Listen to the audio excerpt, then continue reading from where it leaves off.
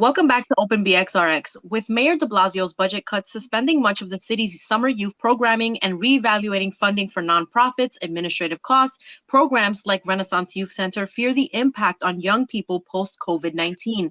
Here to discuss is President and CEO of Renaissance Youth Center, Mr. Bervin Harris. Thank you for joining us, Mr. Harris. How are you, Ms. Lopez? Good to see you.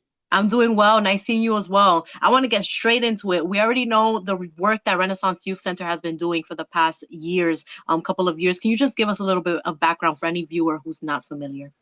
Sure. We've been around for about 20 years. We're located here in the South Bronx on 3rd Avenue between 167 and 168th Street.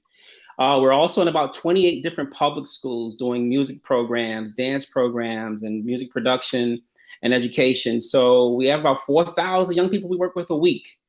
And so we also, a lot of us have seen the MWAM band, the Music with a Message band, everywhere from Carnegie Hall, Lincoln Center, and each show that's happening in the Bronx, you will often see these young people. We have a youth council that represents every precinct council meeting here in the Bronx. So we're pretty active. In addition to that, we do after school programming, which is something we're very prideful about as well. Right. And Mr. Harris, I wanted to learn about the challenges and the impact to the program due to COVID-19. How do you continue to operate through the pandemic? Well, one of the things we were asked by the city is to stay open. So we have been open through the whole pandemic for a very small amount of young people. Speaking specifically for those who are ESL learning, students who have no way of getting through the online lessons. We have kids who don't have computers still. We have kids that don't have internet capabilities. We have those that we are very much aware of that they weren't coming here. They might not get a good meal for the day. So it's a very, very small group. We didn't interchange that group. We didn't shift out with staff.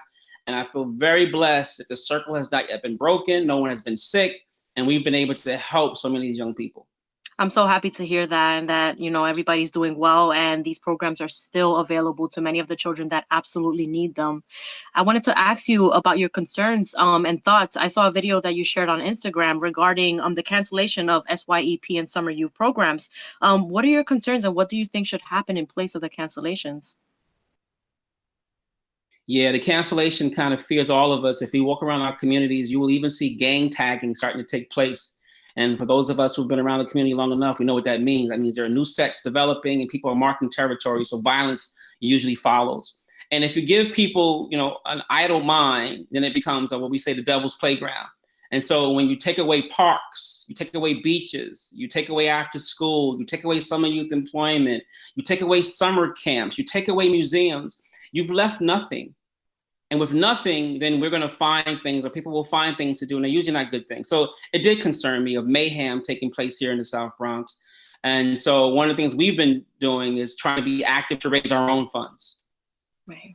And how can you, what do you suggest in place of like these interpersonal programs, which is the concern, right, for social distancing and all of these measures? How can programs like, as you know, summer programs and Renaissance Youth Center apply to this remote, you know, I don't know, the situation that we're in right now? It's hard to explain. I don't know. I know. You know what? It's funny. It's hard to make plays when the rules of the game constantly keeps changing. But I can tell you a couple of things that we're doing. One of the things that we're doing is that nonprofit organizations and schools really need to compete against the quality of YouTube. So if you ask our young people, where are they doing? What are they doing? Everybody's on YouTube, but they're on YouTube doing things that maybe you shouldn't really be doing, or maybe it's not the most advantageous thing for you to do. So one of the things we're doing, we've actually hired a production team to do what we call RYC Virtual Online. And it's going to be out of this world, so stay tuned. It'll be up another 30 days, but it's that intricate of a piece we're trying to do to get all those kids to not look at all this other stuff, but come here and still learn about STEM, still learn about music, still learn about robotics in a very fun, productive, quality way. The other thing is we want to obey the law of the land, right? So we intend on gathering. Gatherings will happen. The mayor mentioned today, which was very refreshing to hear, they're going to have cooling sites because of these hot days that are coming, which means there'll be gatherings. They talk about the passive parks will be opening with sprinklers. So we want to bring these kids in, have them spend time with us, do things that are quality for them. If a park opens, we'll take it to the park. If there's a street that's open, we'll come to the streets. and we'll be able to law the land and exercise the social distancing that the mayor and the governor is laying out, but we'll be able to do it in a high quality way here at our program. That all sounds amazing. I also wanted to ask about, some of the youth. How have they been feeling in social isolation? Have they been, a little bit stressed? Mentally, a lot of people are affected by all of this. Yeah, and I'm glad you brought that up because a lot of us aren't thinking about that. We feel like, hey, kids are off from school, kids are having a ball. Yeah, they had ball for the first couple of weeks. Everybody's going cray-cray. Parents are going crazy, and the kids are going crazy. We're looking at post-traumatic stress disorders. What's going to be happening? Mental health is going to go is very rampant. I Zoom with some of my kids, and to hear some of my children tell me that they have not stepped foot out of the apartment for the whole entirety of the time. Our kids are dealing with post-traumatic stress. Our kids are dealing with ACS not going into the buildings in fear of the COVID. You got domestic violence that is up, so there's nobody really addressing those matters. I won't say nobody, but it's not enough. And so that is really not our call to action, but it's our call to action now. And I think, and if I can send out a message to any nonprofit, any health facility, any do-gooder, this is a time for us to redefine whatever our missions may have been. And if we're not answering to this call, then we shouldn't be doing this line of work. Wow. That's how I look at it. It really is a time. It defines a lot of what our youth needs. And you've been doing this work for years now, but the fact that the connection is still there for the children and for the youth, regardless of the the factors that we have in place, is amazing. And thank you for that. I wanted to ask you, Mr. Harris, if the Scholarshipthon is still happening, how can people donate? How can people help out and assist with all the powerful work that you're doing? Thank you so much for that. So the Scholarshipthon is not happening right now. That's where the kids raise their own funds to go to school and college. However, we have this big fundraising going on for the summer program. And so we're going to launch starting this Monday. So the timing is perfect right about now on our GoFundMe page. And so it's going to be at RYC Summer 20. RYC Summer 20 GoFundMe. And so I'm very happy and big ups to Broadcom, who gave us, after seeing that video that you're talking about, they gave us $50,000 and they're going to match whatever people give. And so folks, if you give $10, that means technically you're giving $20.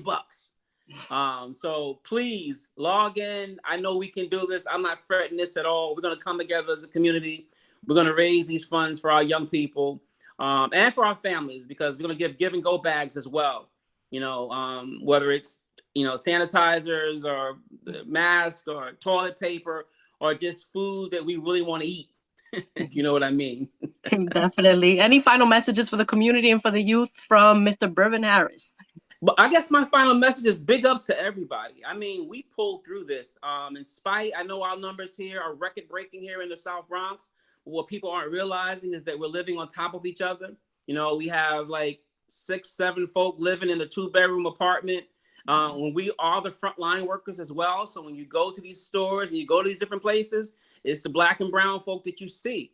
So our numbers are going to be higher. But I want to say I really respect and I support what I've seen from our community to save the social distancing. We're 6 feet apart, lining up to get into the post office, so on and so forth. two thumbs up. I can't give 2 right now because the other one's holding the thumb, holding the phone. But big ups. And we will get through this. And one of the things I was saying in closing, before this COVID, because we were going through a lot here at the organization, I kept saying that this too shall pass. And you know what? It has strengthening me to understand that even through this COVID, that this too shall pass. Of course, we're in it together out here in the South Bronx. So thank you, Mr. Harris, for your time. Folks, to find out more about Renaissance Youth Center and see how you can support, visit renaissanceyouth.org and follow them on Instagram at Renaissance Youth Center. Open BXRx, we'll be right back.